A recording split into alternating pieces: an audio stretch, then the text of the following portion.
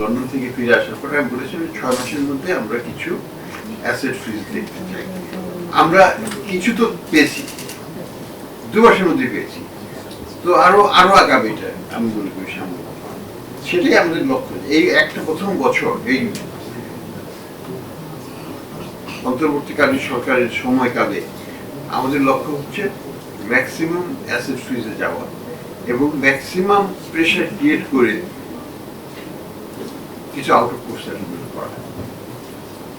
কারণ আমাদের লক্ষ্য কি টাকা উদ্ধার, না তাদেরকে শুধু হয়রানি করা বা জেলে পোড়া তো খুবই কঠিন ব্যাপার, আর তোর পক্ষে ফেরত এনে জেলে পোড়া সেটা হয়নি যা কোথাও, এটা খুব কঠিন হবে। কিন্তু লক্ষ্যটা হচ্ছে আমার কাছে প্রধানত হচ্ছে আমার ব্যাংকের টাকা গেছে, আমি ব্যাংকের টাকাটা রিকভারি অফ মানি। এখানে বিভিন্ন আইনগত জটিলতা আছে। আমি যদি একটা ক্রিমিনাল কেস করি আমি কিন্তু সিভিল কেস করতে পারবো না। এটা আমাকে ভাবতে হবে আগে কার বিরুদ্ধে আমি ক্রিমিনাল কেস করবো, কার বিরুদ্ধে আমি সিভিল কেস করবো, দুটোকে একেবারে আলাদা রাখবো। এই জিনিসগুলো আমাদের তো সোজা হলো দুটোকে যে ক্রিমিনাল কেস করে দিলাম, করে দিলে কিন্তু আর ওটাকে সরানো যাবে না, সেগুলো আমাদেরকে বিবেচনায় নিতে হবে। তো আর বিদেশের আইন আর আমাদের দেশের আইন অনেক পার্থক্য আছে। ওখানে কিন্তু এভিডেন্স যদি ঠিক মতো কালেক্টেড না হয়, সেপারেশন যদি ডিকনফ্লিক্টিং বলে, যে এই কেসের সাথে ওই কেস সাংঘর্ষিক হয়ে গেছে যদি বলে, কেস ডান ফিনিশড, আরেক পাওয়া গেল। কাজেই আমাদেরকে ওই আন্তর্জাতিক মানটা বজায় রেখেই এভিডেন্স গুলোকে আলাদা সেপারেশন রাখতে হবে, কাজ করতে হবে।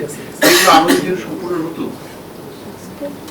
কাজে আমি বলবো যে আমরা চেষ্টা করছি সর্বোচ্চ। অ্যাসেট রিকভারি আমারও কাজ না, এটা সেন্ট্রাল ব্যাংকের দায়িত্ব নয়। আসলে আমরা নিয়েছি এটাকে এক্সিলেক্ট করার জন্য। কনসিয়াসলি আমি সবসময় বলে আসছি, কোনো বিজনেস অ্যাকাউন্ট আমরা ফ্রিজ করি নেই, করবো না।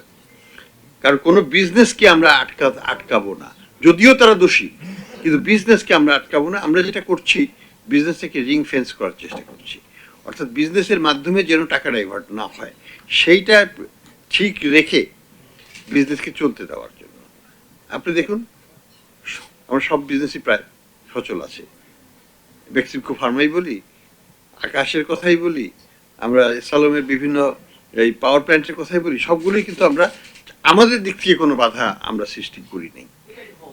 এখন তারা যদি চালাতে না পারে সেটা তো আমরা চালিয়ে দিব না, তো সেটা অন্য বিষয়। কিন্তু আমরা কোনো বাধা সৃষ্টি করছি না। কোনো ব্যাংক অ্যাকাউন্ট, একটা ব্যাংক অ্যাকাউন্টও ফ্রিজ করা হয় নাই যেটা কোনো প্রতিষ্ঠানিক অ্যাকাউন্ট। কেউ হস্তক্ষেপ করেনি সরকার থেকে, এবং এটা আমরা একেবারে ডে ওয়ানের কনসিয়াস পলিসি যে আমরা বিজনেসকে কোনোভাবেই ক্ষতিগ্রস্ত করব না, এবং আমরা করি নাই।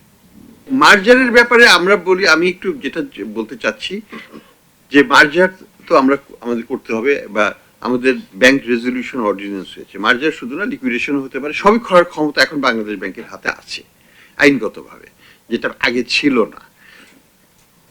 এখন অনেকেই মনে করছেন কেন মার্জার হচ্ছে না। মার্জার এত তাড়াতাড়ি আমাদের প্রস্তুতিটা তো নিতে হবে, আমাদের প্ল্যানিংটা করতে হবে, আমাদের ফান্ডিং সোর্সগুলো আইডেন্টিফাই করে নিতে হবে।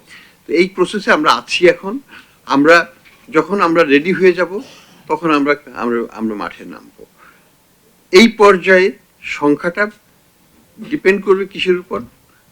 আমাদের হয়তো প্রথমে কয়েকটা ব্যাংক নিয়ে করব, তারপরে আরো কিছু ব্যাংক নিব, তারপরে আরো কিছু ব্যাংক নিব, এইভাবে আমরা আগাবো। আমরা একবারে তো সবগুলো করতে পারবো না, আমাদের ক্যাপাসিটিও তো সীমিত। তো সেই জন্য এক্সাক্ট নাম্বারটা এখনো সেইভাবে বলাটা মুশকিল। তবে ইসলামিক ব্যাংকগুলোকে নিয়ে একটা করার কথা আমরা চিন্তা করছি, সেটা হবে।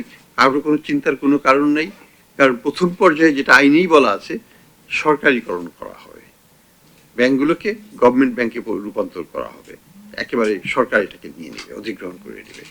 তো অধিগ্রহণ করলে তো আর কারো ডিপোজিটরের কোনো চিন্তার কোনো কারণ থাকার কথা নয়, উচিত নয়। তা আমরা বলবো ডিপোজিটরদের উদ্দেশ্যে আপনাদের থ্রুতে যে কোনো চিন্তার কিছু না, আপনারা যেখানে আছেন সেখানেই থাকেন, আপনাদের স্বার্থ তো আমরাই দেখবো, সরকারই দেখবে, সরকারই তো নিয়ে নিবে। যে ব্যাংকই নিক না কেন সঙ্গত কারণে নেবে, অসঙ্গত কোনো কারণে নেবে না, আইনের ভিত্তিতে নেবে, এবং এটাকে সরকারিকরণ করার পরেই আমরা এটাকে এখানে অনেক টাকা ঢালতে হবে, সেই টাকাটাও আমরা ঢালবো, সরকারের থেকেই ঢালবো। ঢেলে এটাকে পুনর্গঠন করে নতুন মালিকানার হাতে নিয়ে স্ট্র্যাটেজিক ইনভেস্টর আমরা চেষ্টা করব, বিদেশি বিনিয়োগকারী, বড় বিনিয়োগকারী, তাদেরকে নিয়ে এসে তাদের হাতে আমরা এটাকে ছেড়ে দেবো আবার। তো এখানে কোনো ভয়ের কিছু নাই। শক্তিশালী ব্যাংকের অংশীদার হবেন, শক্তিশালী ব্যাংকের ডিপোজিটর হবেন, এটাই হবে আমাদের লক্ষ্য।